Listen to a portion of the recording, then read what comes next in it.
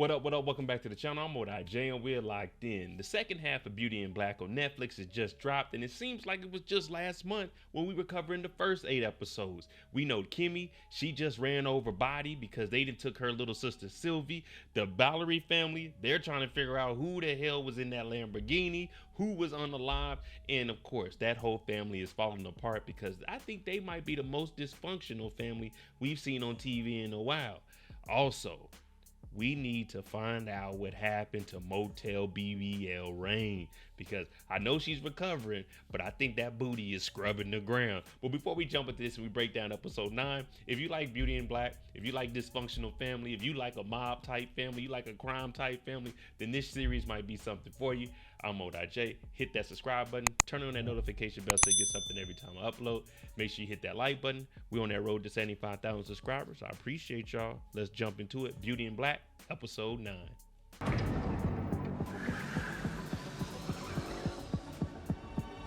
We start off right where we left off. Kimme, she done ran over Body because they done kidnapped her sister and they done threw her out into the game. And you know, once you get in that game, this isn't a game you play to win. This is a game that's never ending, but sometimes it gets cut short.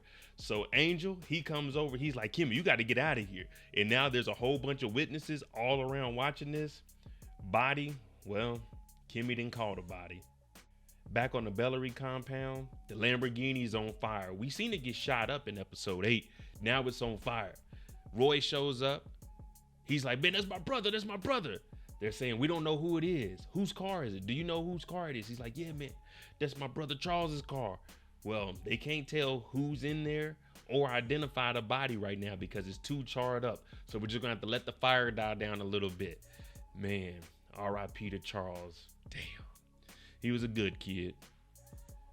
Norman then called the hit on Charles. Now he's calling up the judge. He's telling the judge, I need you to go meet with my brother. Yeah, my brother Horace. The judge is like, I'm nervous, man. What you want me to go over there for? Does he know about what we got going on? Norman says, listen, my wife died. I don't care what you got going on.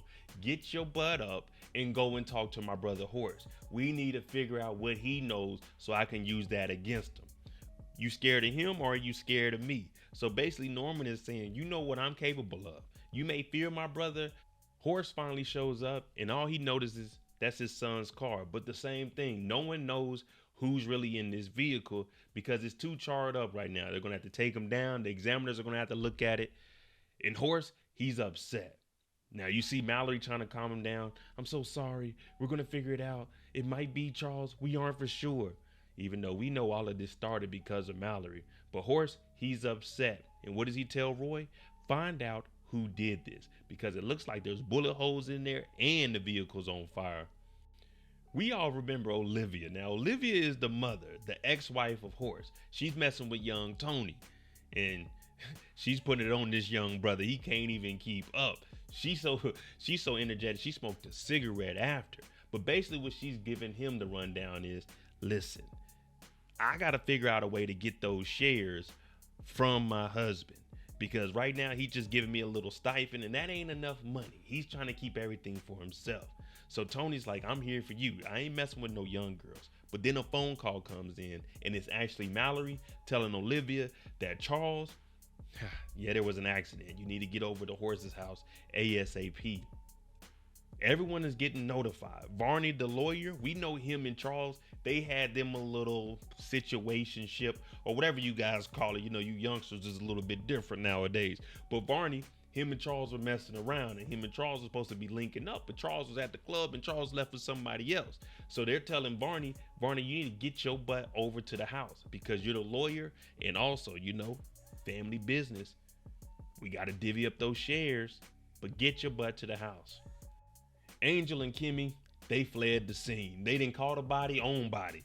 Now, Kimme, her mind ain't all the way there. She's talking about, ooh, we got to go over to Horace's crib. We got to go back. Angel's like, man, we need to get the hell out of Dodge. We need to lay low. We need to make sure no one knows anywhere we're going or about our whereabouts.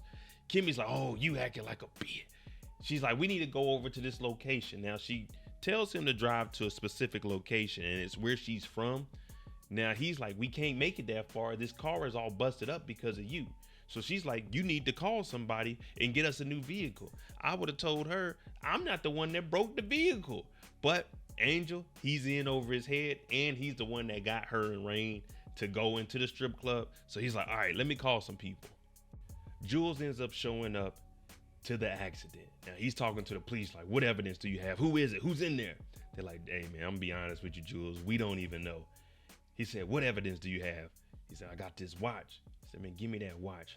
You hold them off and don't tell nobody. Now you gotta remember, Jules has his connects, and Jules is gonna do what he gotta do. He's the security for the family. So now he has the watch because he doesn't want this news to get out. And he also tells the police officer before they take the vehicle to cover the vehicle up because it does have bullet holes in it. And you don't want the media or anybody seeing, hey, that Lamborghini, they go online. Wait, that's Charles's Lamborghini is shot up and caught on fire.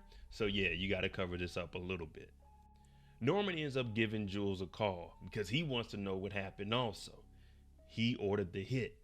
Now, he hasn't been giving Jules all the information because he's iffy on Jules, just like we're iffy on Jules, just like we're iffy on anybody, because everybody can be a suspect. But the truth ends up coming out. He's like, all right, we're trying to figure it out. You know, we don't know who did it. Did you have anything to do with it, Norman? And Norman says, you know what? I did it. I fried that car. And I did it with a smile. So now Jules knows that Norman is behind this. Now, it wasn't hard to put two and two together to figure that out. But now we have a confirmation that that hit was by Norman. And remember, Olivia told Charles to stay at a hotel, don't go home, because Norman is crazy. The car that Kimmy and Angel are in tears up, breaks down. He's trying to make calls to get another car. She ends up calling her mom. She's like, Mom, where's Sylvia at? Did you sell her? The mom was like, what are you doing calling here? She said, nah, I need my answers, Ma. You know, her mom actually kicked her out because of her and her new boyfriend. So now Kimmy's basically telling her, I'm going to come after you. I'm going to come after him. And I'm going to put my foot so far up, yo. Ooh, you know what? The mom is like, get off my phone, Kimmy. Kimmy said, all right, keep thinking I'm playing. Angel, you find that car yet? Angel's like, I'm putting in some calls right now. You know, he nervous as hell. The family meets up at the house and everyone's sitting here. Barney shows up, Olivia shows up, and no one knows what's going on. Everyone is confused. Everyone's looking around like, how the hell could this happen on the back road? Olivia shows up and she explains to everybody that Uncle Norman, he's a maniac. He's a crazy, deranged asshole. You gotta watch out for him. Now remember, Roy and Mallory, they already aren't even messing with each other anymore. They're just going through the motions. And we're figuring out that no one in the family really likes anyone. Everyone then piled up on Roy. They talking about, Roy said, I bet y'all was wishing it was me. What Horace say? Horace said, yeah, we do wish it was you, Roy. I'm like, oh my goodness. Now, remember we were talking about business and how Olivia was trying to figure out how she could get the shares? Roy even brings it up. He's like, Ma, you spoiled Charles. No one cared about me. And now that Charles is dead, Dad, you can get all of his shares because it was written up in the will that if someone dies, all the shares get split up. But if it's a murder by someone in the family, then it's going to get a little sticky situation. That's what Barney is here for. But Roy, he says, you know what? I'm out this thing. So he's mad as hell. He's about to dip out. In the family, we're looking at all of them like, man, greed is a real thing. Greed will be the first thing to tear your family apart. Whenever a family member passes away, you got to watch the ones you call your loved ones, because those are the ones that are going to start doing you grimy, because everyone wants to put their hand in the cookie jar. Everyone's in it for themselves. Let's just be honest. So Roy goes outside and smokes a cigarette after calling out his family as horrible parents. Mallory comes outside and she says, I'm only out here because I know your family is watching. I don't give a damn about you, but we're going to figure this out. We're going to get those shares because you need the money. Now, Roy's like, I don't need the money. You need the money. She's like, no, trust me. You need the money also. So they're married. And if they get a divorce, you know, they'll have to figure that out. But as of right now, Mallory's trying to keep it together because the secret is she's the one that unalived Norman's wife. So she gives him a kiss to make it seem like these two are still grieving and on the same page, and goes back in the house. Roy is pissed. Kimmy and Angel, they finally show up to the chop shop to get a vehicle. And for some reason, Kimme decides to call Motel BBL Rain herself, who's in the hospital. She's like, man, look, I ain't gonna lie to you. I just called a body on body. And me and Angel, we about to dip on out. Rain is like, no. What are y'all doing? What are you doing? Kimme, what are you doing? We're all sitting here like, Kimme, what are you doing? You need to just chill. You just killed somebody. But she's like, nah, I'm about to go to the old man's spot. We tried to rob him. This and this happened. We seen him kill somebody. And she's doing all of this over the phone. Rain is like, no, you got to chill out. Where's Angel? Because she wants to get someone that's level-headed. But Kimme says, I'm doing what I got to do. I got to find my sister. She hangs up. Rain calls Angel. And Angel's like, man, she's right here. But we got to go. Man, Angel, you need to get out of this, brother. This family's all over the place. Mallory tells Barney, go get a suit so we can go and take it and put it on Charles's body. When he gets there, Barney, he sits down on the middle of the couch and he starts crying because him and Charles, they were an item. And out of nowhere, we see Charles in the background walking around. And he's like, man, what the hell? Messing with his nose because he was on that Christina Aguilera, that white girl. He was like, whoa. I'm dead. What do you mean you thought I was dead? He said, your car is on fire. Someone got shot up. He's like, oh yeah, that's right. A stripper stole my car. Yeah, they robbed me too. Good for them. Whew. Luckily I wasn't in the car. You mean Uncle Norman? He really tried to get me knocked off?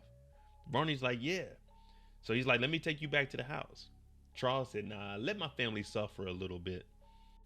The first stop for Kimmy and Angel, Delinda's house. Now, I said Delinda, I liked her character in the first half of the season. Well, she breaks through the back window. She fires off a shot. We see Delinda running. Delinda trying to get low, man. When that shotgun get fired off, you ain't got no choice but to get low. They get to scrapping. Then we see our girl Kimmy hit her in the back of the head with a chair. I said, oh yeah, they ain't no coming back. Just when we thought it was over with, we see damn Delinda hit her with a bottle. Now they scrapping, they going at it. Angel comes in and breaks it up like, hey man, what are you doing? What are you doing? Because Angel knows they need Delinda to find out where Sylvie is. Now, Kimmy, she's irate. She's going crazy. Angel's holding her. And let me tell you something. Kimmy takes it to another level, picks the shotgun up and booyah. Yeah, that's the sound of a shotgun. Booyah. Kimmy, shoot first, ask questions later. Angel's like, what the hell did you just do? We definitely needed her. All right, let me know what you think about episode 9 of Beauty in Black. Was Kimmy justified for doing what she did? Or are we like, Kimmy, we needed her to find out where your sister is. Now we gotta go do an investigation by ourselves, and we don't even know where to look besides Jules. But let me know what you think. I'm Modi J. That's episode 9. Make sure you tune in tomorrow for episode 10 of Beauty in Black. Thanks for watching. Hit that like button, hit that subscribe button. I'm out. Jimmy on the beat, boy.